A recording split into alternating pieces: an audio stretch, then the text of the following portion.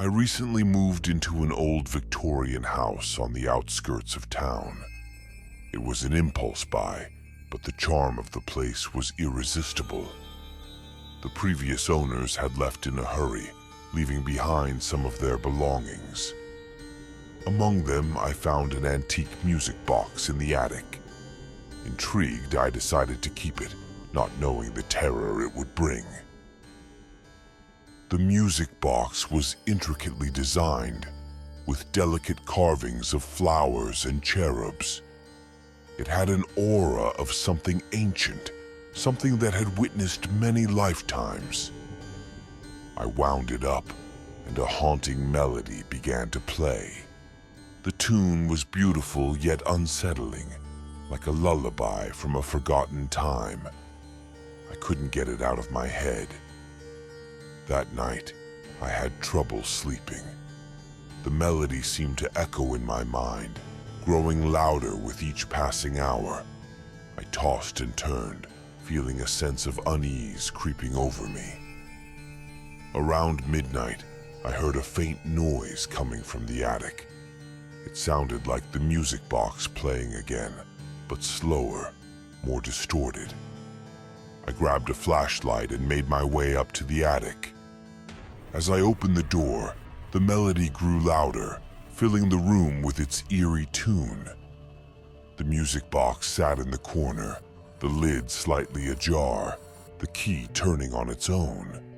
I felt a chill run down my spine. "Hello?" I called out, my voice trembling. No response. I walked towards the music box, the air around me growing colder. Suddenly, the lid slammed shut, and the melody stopped abruptly. I froze, my heart pounding in my chest. In the silence that followed, I heard a soft whisper. "Come closer." I stumbled back, dropping the flashlight.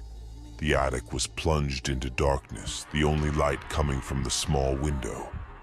I could feel a presence, something watching me, something malevolent. I fumbled for the flashlight, my hands shaking, and managed to turn it back on. The beam of light fell on the music box, and I saw something that made my blood run cold. A shadowy figure stood behind the box, its eyes glowing with a sinister light. It was tall and gaunt, its face twisted into a grotesque grin. It reached out a skeletal hand towards me, and I could hear the whisper again, louder this time. "Play the melody." I ran out of the attic, slamming the door behind me. My mind was racing, my heart pounding. I could still hear the melody, faint but persistent, echoing through the house. I tried to calm myself down, telling myself it was just my imagination. But deep down, I knew something was terribly wrong. The next few days were a blur. The melody haunted me, playing at odd times, always coming from the attic. I avoided going up there, but the sense of dread grew stronger with each passing day. I could feel the presence growing more powerful, more insistent. One night as I lay in bed, I heard the melody again. This time it was different. It was louder, more urgent. I knew I couldn't ignore it any longer. I had to face whatever was up there. I grabbed the flashlight and made my way to the attic once more. The music box was playing, the lid wide open. The shadowy figure was there waiting for me. Its eyes glowed brighter, and it reached out its hand. "Play the melody, or suffer the consequences." I didn't know what to do. My instincts told me to run, but something kept me rooted to the spot. I picked up the music box, my hands trembling, and wound it up. The melody began to play, slow and haunting. The figure seemed to grow stronger, more solid. "Good. Now keep playing." The melody grew louder, filling the room. The figure moved closer, its grin widening. I could feel a cold wind swirling around me, the air thick with malevolence. I knew I had to stop it, but I didn't know how.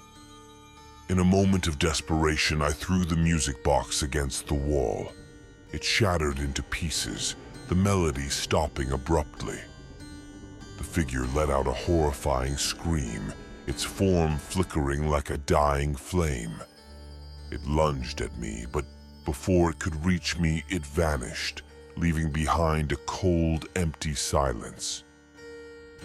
I stood there, panting, my heart racing. The attic was still, the presence gone. I knew I had to get rid of the music box once and for all.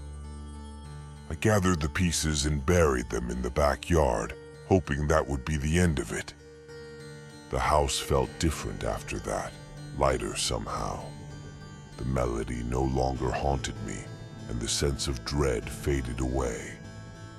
But sometimes, late at night, I can still hear a faint tune, a reminder of the terror that once lurked in the attic. I try to ignore it, but deep down, I know the music box's curse is not truly gone.